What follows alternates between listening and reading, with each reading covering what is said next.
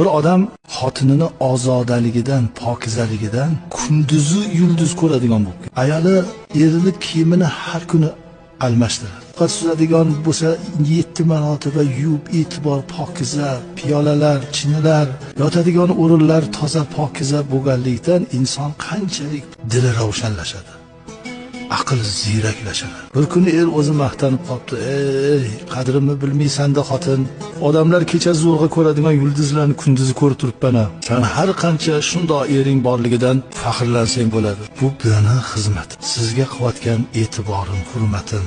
Bor. Bunga o'zi Xudo menga shunaqa yuqtirgan. Xudo bergan bu fazilatni. Bo'pti dedi ayol e'tiborini saytirdi. Ovqat suzganda kasali yo yuvsa, yo yuvdi bo'lmasamda artib ovqat suzib berurdi. Kiyimlar haftada bir almashtiriladigan bo'ldi. Hali odam kunduzi ham qoqilib, ko'zi yaxshi ko'rmaydigan bo'lib, bugun eshitgan gapi ertasiga esdan chiqaradigan bo'lib g'alati bo'lib qoldi. Tan oldi. Xotin, avvalgi hurmatingni, avvalgi e'tiboringni qilaver.